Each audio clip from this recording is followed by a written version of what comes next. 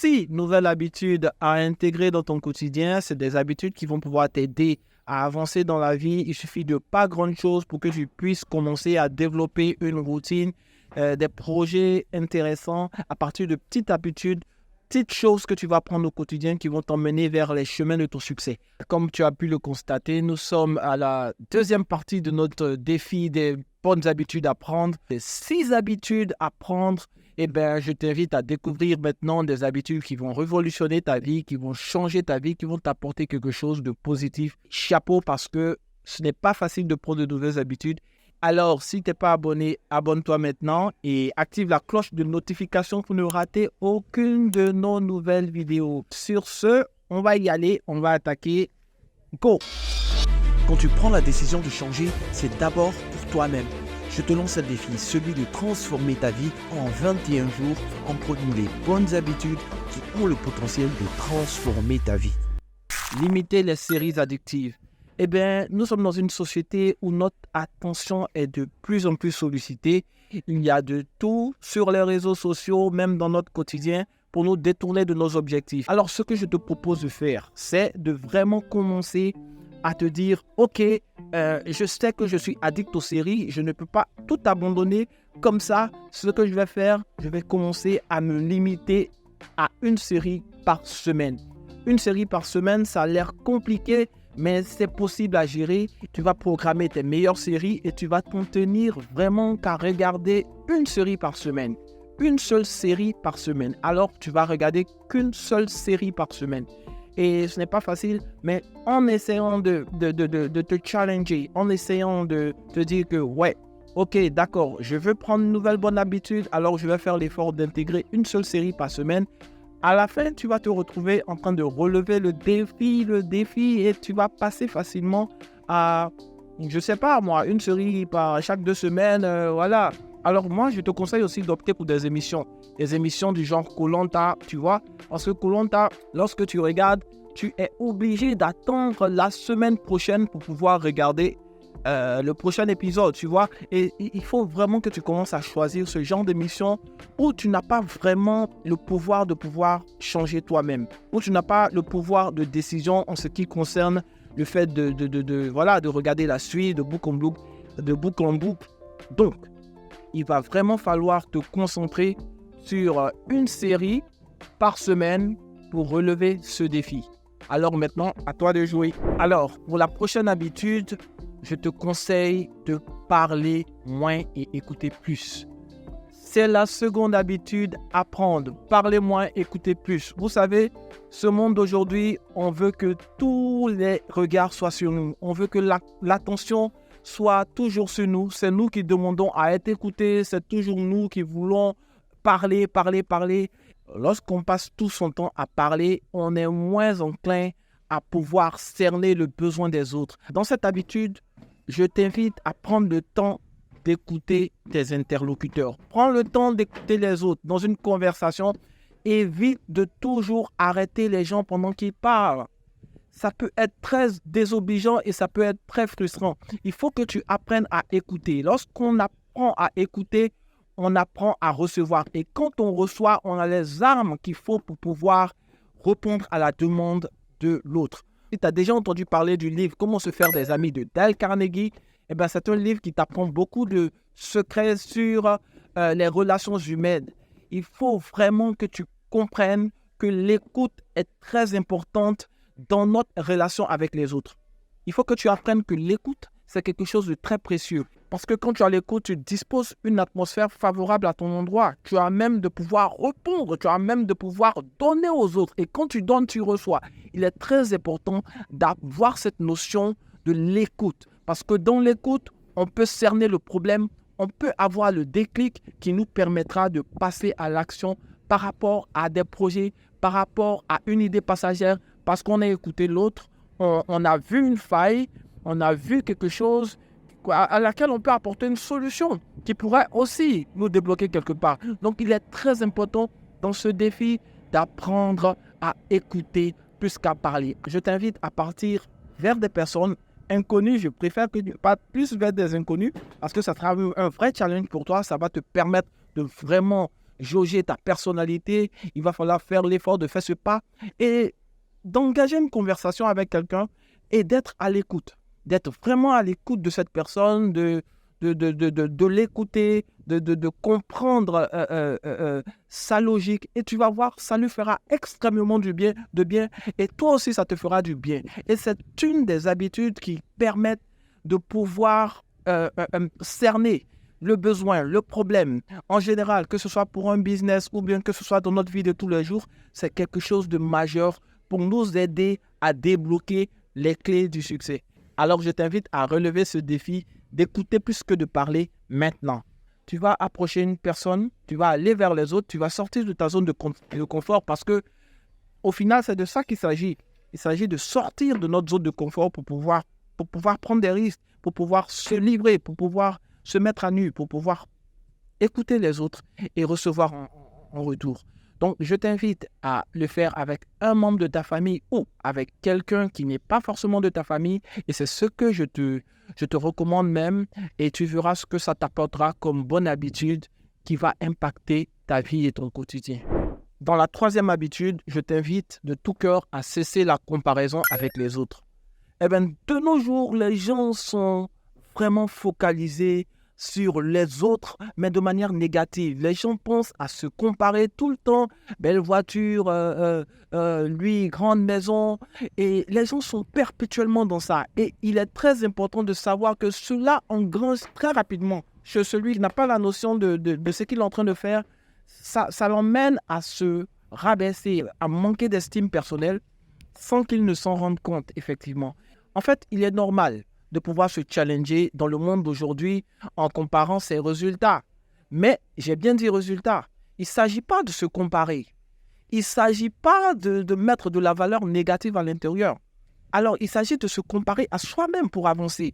Et c'est là la bonne comparaison. Il faut éliminer le fait de constamment se comparer aux autres parce que cela nous dévalorise et cela nous emmène à avoir encore une faible estime de nous-mêmes. Et on peut verser rapidement dans un complexe d'infériorité. Très rapidement, sans s'en rendre compte.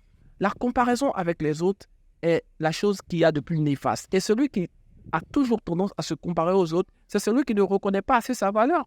Celui qui n'a pas assez confiance en lui. Et c'est là, ça tourne toujours autour de ça. La mauvaise estime de soi, le manque de confiance en soi, c'est des choses qui sont liées. Alors pour ce défi, je t'invite à avoir chaque jour une parole d'autocompassion pour toi-même. C'est très important. Il faut que tu te regardes dans le miroir, il faut que tu acceptes ta condition et il faut que tu apprennes à te dire des bonnes choses. Très important. Et lorsque tu auras l'habitude de faire ce genre d'exercice, c'est-à-dire te dire des bonnes paroles du genre « je suis un champion », du genre « je m'aime, je me respecte », du genre « je suis le meilleur, je sais que je vais y arriver ». Et si tu prends l'habitude de t'auto-suggérer à chaque fois ce genre de choses, eh bien cela va avoir un impact sur toi-même. Et tu ne vas pas avoir à constamment regarder dans la direction des autres, à te dévaloriser pour rien parce que tu as de la valeur. Et ça, il faut que tu le saches.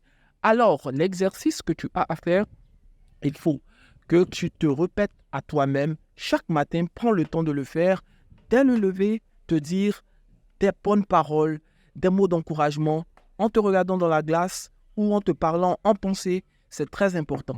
Mais je te conseille de faire sortir les mots de manière audible. Ça aura plus de poids et plus d'impact pour ta vie. Pour l'habitude 3, prends le temps de faire ta routine matinale. Eh bien, le fait d'avoir une routine matinale te permet de pouvoir prendre le contrôle de la journée, te permet de pouvoir être proactif sur ta journée. OK? Et donc, il te faut prendre les rênes très rapidement de ta journée afin de pouvoir te sentir bien, pouvoir faire de bonnes choses, pouvoir mener les actions, les choses que tu as à faire et puis pouvoir être fier de toi à la fin de la journée. D'accord? Et moi, je te conseille de ne jamais, au grand jamais, te lever avec un téléphone à côté. Franchement, il faut que tu bannisses cela. Il faut que tu apprennes à te lever en ayant une pratique peut-être de méditation, de gratitude, pourquoi pas. De gratitude, certainement, il faut remercier ton créateur, il faut remercier la nature. Il faut prendre le temps de se recentrer sur soi-même dès le matin, commencer la journée avec du peps et pouvoir réussir sa journée. Donc, le défi pour toi, c'est de pouvoir prendre une bonne habitude, une bonne routine matinale. Et la routine que je te donne, c'est de faire l'effort de chaque matin avoir un mot de gratitude pour l'univers, pour ton créateur. Il faut que tu te lèves du bon pied avec une reconnaissance. Je dois t'avouer en réalité que ce n'est pas vraiment de notre fait qu'on arrive à se lever chaque matin. On ne contrôle rien. Donc, prends l'habitude, prends le temps de dire merci, prends le temps de méditer, de te recentrer sur toi-même afin de commencer une excellente journée dans les meilleures conditions qui soient. Je te le souhaite et vivement. Dans cette habitude-là, nous allons voir l'habitude très importante de se fixer des objectifs. C'est très important de pouvoir se fixer des objectifs au quotidien parce que ces objectifs qu'on se fixe vont pouvoir motiver des actions concrètes qui sont planifiées pour aboutir à un résultat probant. Lorsqu'on a un objectif qui est bien précis, alors on a la force de pouvoir l'atteindre. Il faut déterminer ces objectifs à l'avance afin de pouvoir prendre des bonnes actions. C'est très important d'avoir des objectifs très précis parce que ces objectifs très précis-là vont pouvoir motiver nos actions, les actions qu'on va prendre à l'intérieur. Une personne qui navigue à vue a plus de chances de taper un poteau, comme on dit dans le jargon ivoirien, que de pouvoir accomplir ce qu'il a en esprit, ce qu'il a dans la tête, ce qu'il a prévu pour un mieux-être. Donc, notez que la fixation d'objectifs au quotidien, que ce soit dans le domaine de la vie quotidienne ou de la vie professionnelle, il ne faut pas inclure se fixer des objectifs parce que c'est ce qui va déterminer notre arrivée, c'est ce qui va déterminer c'est ce qui va déterminer la réussite de nos projets, c'est ce qui va déterminer tout ce que nous voulons faire. Alors, il est important de pouvoir se fixer des objectifs clairs. Les objectifs clairs nous permettent de mener des actions précises à des moments précis et la planification nous emmène droit vers notre réussite. C'est sans nul doute mettre toutes les chances de son côté pour avoir le succès qu'on a envie d'avoir. Et là, c'est un point crucial parce que ce sont ces objectifs-là qui nous drivent. Ce sont ces objectifs-là qui nous permettent de nous lever le matin. On ne peut pas se lever sans avoir d'objectif. Ce n'est pas possible et ça ne nous permet pas d'avancer quand on a des rêves. Et donc, il faut bien prendre le temps de poser ces objectifs sur un papier et de pouvoir chaque jour, par petites actions, pas grand-chose, de petites actions pour maximiser sur la potentielle réussite de demain. Poser ce papier et mettre la tâche qu'on a à faire au quotidien et s'atteler à faire 2, 3, 5 minutes sur cette tâche chaque jour parce que chaque jour compte. Alors, le défi que je te donne, c'est de prendre le temps de pouvoir écrire un objectif cette semaine et de pouvoir mettre des actions en place afin de pouvoir réaliser cet objectif. L'un des points qui me tient le plus à cœur, c'est celui-ci. Il faut apprendre à se cultiver de manière continuelle, se former de manière continuelle.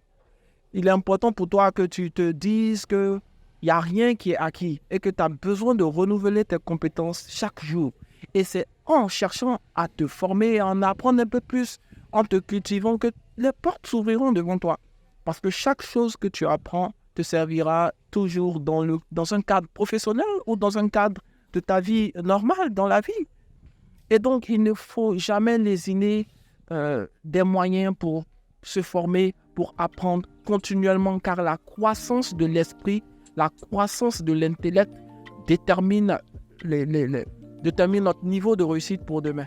Et donc, moi, c'est peut-être un des problèmes que j'ai le plus, peut-être parce que j'ai l'impression que lorsqu'on parle d'apprendre, on a l'impression qu'on apprend tout et n'importe quoi seulement pour se gaver en connaissances. Et non, il ne s'agit pas de ça. Il s'agit de pouvoir se mettre au goût du jour. Alors tu sais, aujourd'hui à l'ère de l'Internet, il y a beaucoup de métiers qui vont ouvrir. Et il faut anticiper, il faut se dire que on doit être prêt parce que avec l'intelligence artificielle aujourd'hui, beaucoup de choses se font en ligne, avec des algorithmes, avec l'ordinateur. Donc, il est important de pouvoir acquérir de nouvelles compétences pour pouvoir atteindre ses objectifs les plus profonds. Vous voyez, et aujourd'hui, la compétition est telle que dans ce monde-ci, tu n'es pas en train de perpétuellement mettre à jour tes compétences au niveau des informations, au niveau de tes talents, au niveau de tout ce que tu veux, même que ce soit dans les relations humaines, à la maison et tout. Écoute, tu es en train de tout simplement faire de la stagnation ou en train de reculer. Donc, ce que tu vas faire, moi, je t'incite pour ce défi à prendre l'engagement de te cultiver au quotidien, de te former et de manière concrète, cette semaine, vois ce que tu as envie d'apprendre de nouveau, essaie de que ce soit le design, que ce soit la programmation, avec les nouveaux métiers de l'Internet, les nouveaux métiers du digital, il y a tellement de choses à apprendre. Le référencement SEO, que ce soit au niveau du marketing digital et toutes ces choses. Ce que tu vas faire maintenant, vas-y, prends un bic, un calepin et fixe tes objectifs. Dorénavant, ce que tu mets en place, c'est d'avoir une nouvelle compétence, d'acquérir une nouvelle capacité qui va te permettre de pouvoir t'intégrer dans ce monde qui va tellement si vite, dans ce temps d'aujourd'hui, avec tes contemporains, il faut pouvoir être à jour. Si tu as apprécié la vidéo, like, abonne-toi et n'oublie pas, surtout pas, d'activer la cloche des notifications pour recevoir toutes les vidéos et n'en rater aucune.